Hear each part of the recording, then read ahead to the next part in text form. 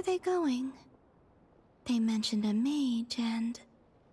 a name? So, Mr. Varka, are you acquainted with this Nicole? Or should I call her Mage N? Not really.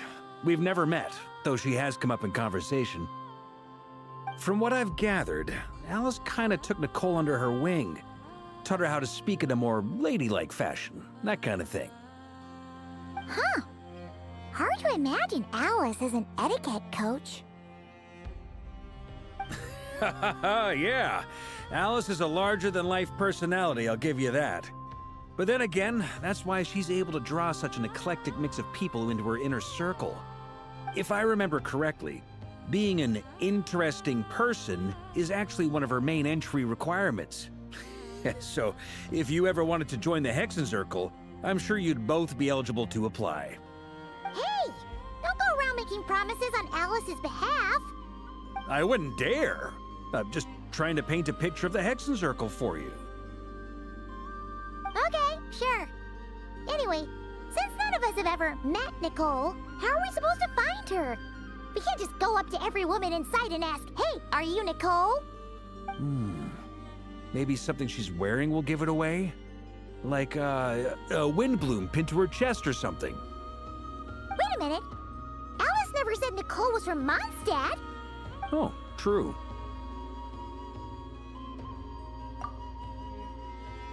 That would be... this young lady, then?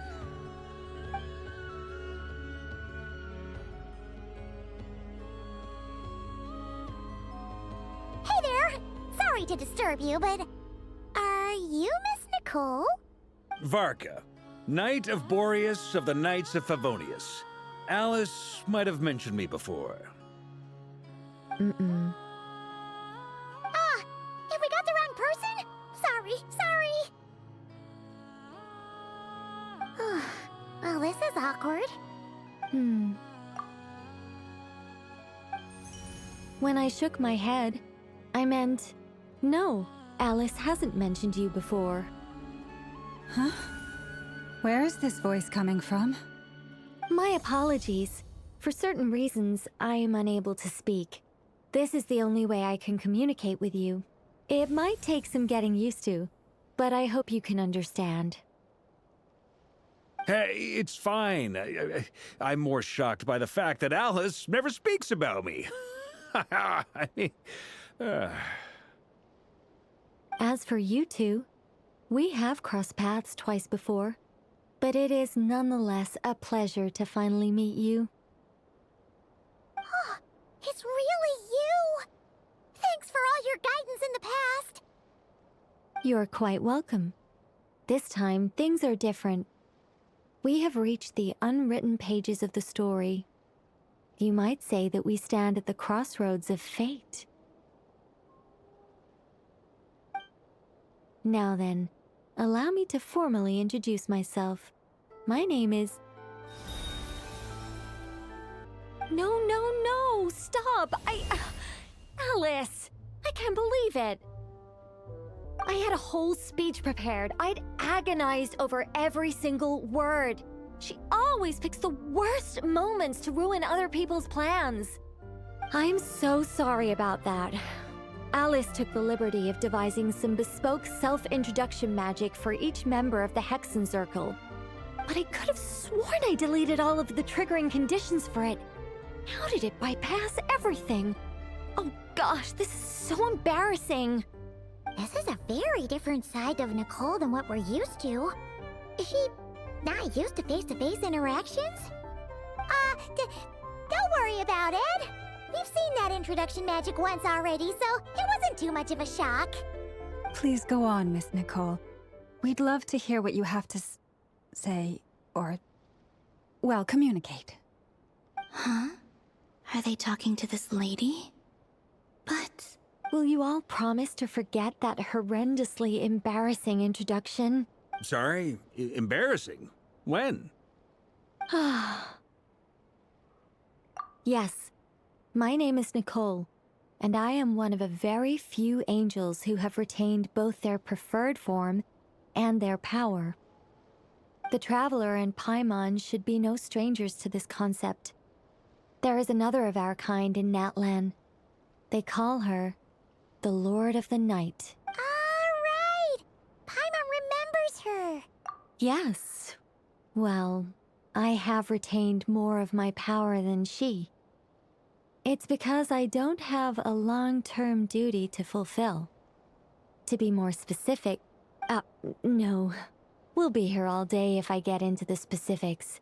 Moving on. If I'm not mistaken, you are here because you wish to learn how one might reach the moon beyond the sky. That's right. Is that something you can give us any guidance on? Yes, I do know a way.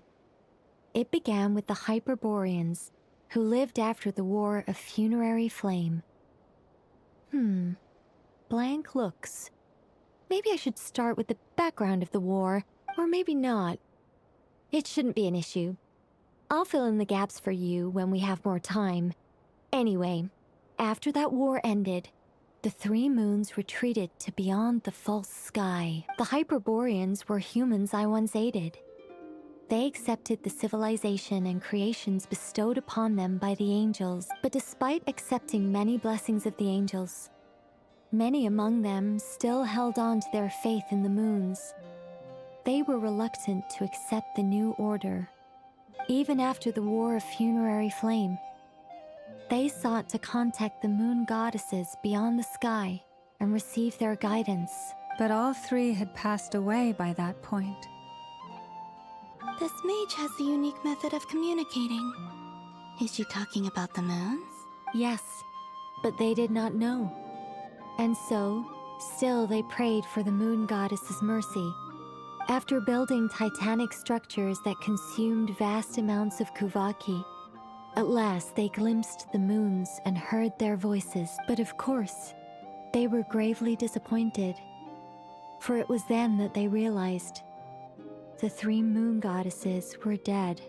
Oh, that's such a sad story. It is. Humanity was in a very sorry state at that time. The angels who had once aided them were gone, and the War of Funerary Flames had left them homeless and destitute. Just a second, I gotta ask. How relevant is all this history to the task at hand?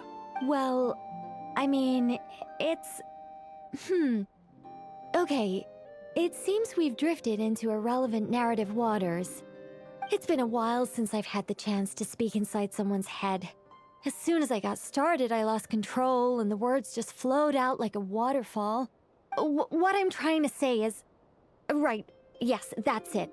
The relevant part is the ritual created by the Hyperboreans. The fact that they bypassed the false sky and saw the true moons implies that they successfully built a connection between Tevat and the outside world, which means, with enough Kuvaki and a sufficiently stable connection, it should be feasible to send one person over the border. Okay, so they built some kind of portal? Oh, yes. A portal. Yes. Is something wrong? You sound disappointed. I just didn't expect you to summarize it so well. It turns out I could have said all that in one word, if only I'd managed to think of it. No, please, it's fine. This is invaluable knowledge. I'll be sure to record and preserve everything in writing. Oh, really? Well, in that case, I suppose I could backtrack and add some more detail. I did gloss over a few things so far. Whoa, time out. Let's summarize what we've got first. The Hyperboreans were the last ones to use this method, right? So we somehow need to find whatever structure they built and make sure there's enough Kuvaki to power it up. Luckily, we have the moon marrow of both the eternal and iridescent moons, so we're all good for Kuvaki. Which means the key issue we need to focus on is finding the place. Am I right so far? Yes. Although, I expect the structure is long gone by now. That said, what if we could take advantage of the phantoms to travel back to a time when it still existed? Well, travel back isn't quite accurate. It's more like we'd be creating a handshake between 2 points in space-time. We wouldn't even have to pick a time when it still existed. It could just be a time when it still appeared in phantom form via projection, or we could project our own phantoms, fold them together, and... You look lost. Was that too hard to follow? Yeah, things got a little, technical there. Paimon's brain is reaching capacity. All right. Let me think about how to put this more simply. Okay, got it.